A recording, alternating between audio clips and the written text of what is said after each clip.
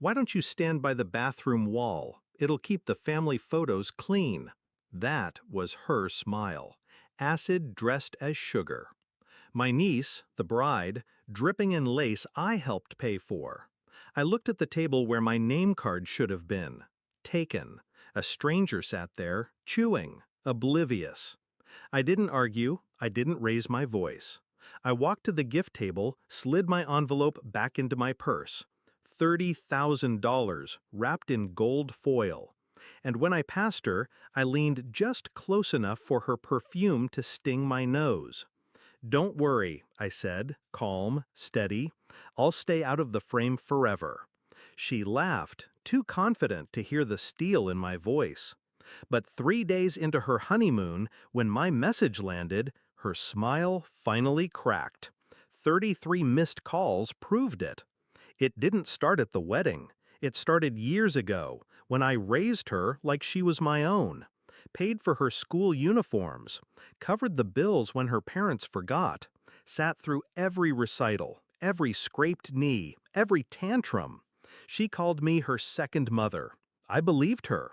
Then came the engagement, a big ring, a bigger attitude. She started talking to me like I was staff, not family. Requests turned into demands. And when the wedding planning began, she made her position clear. "You'll help, right? It's not really a wedding without your support." Support meant money. 30,000, my savings. I told myself it was worth it. Her happiness, her future. That's what family does. But gratitude never came. Only entitlement. The rehearsal dinner should have been my warning. I arrived to find my seat pushed to the corner, next to the waitstaff station. She caught me staring. "Closer to the kitchen, right? You like food." The table laughed.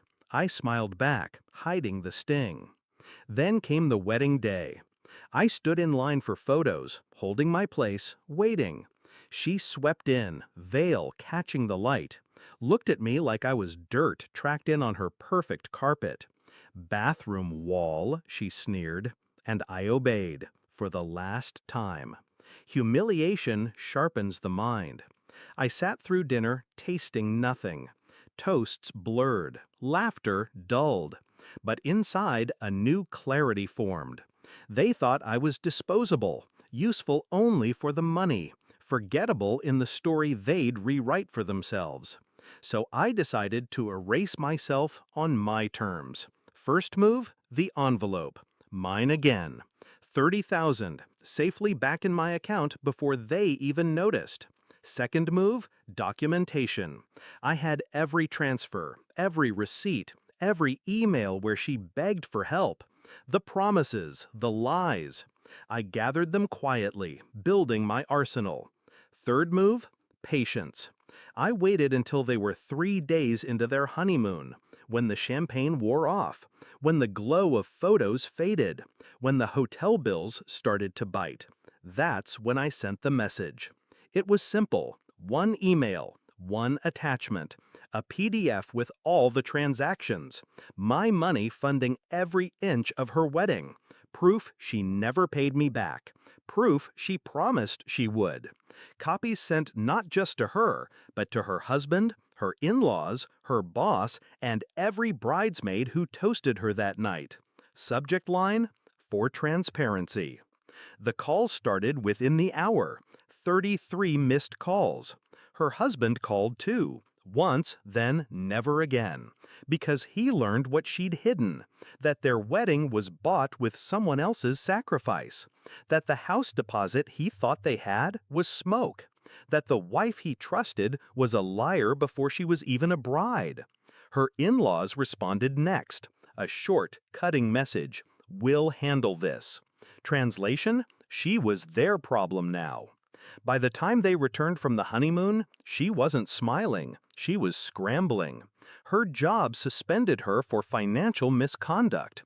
Her husband moved into his parents' house. The photos she posed for, perfect, glowing, eternal, sat online with comments underneath, all paid for by her aunt. She called me again, finally leaving a voicemail. Her voice cracked, small, desperate. "How could you do this to me? We're family." I replayed it once, twice, then deleted it. Because family doesn't stand you by the bathroom wall. Family doesn't erase you from the table you paid for. Family doesn't laugh when you're humiliated. I gave her everything she asked for. She gave me nothing but contempt. So I took it all back, and more. Now, when I pass the wedding album on her parents' shelf, I see the missing piece. No seat for me, no photo, no presence. And I like it that way. Because absence can be louder than presence. And mine cost her everything.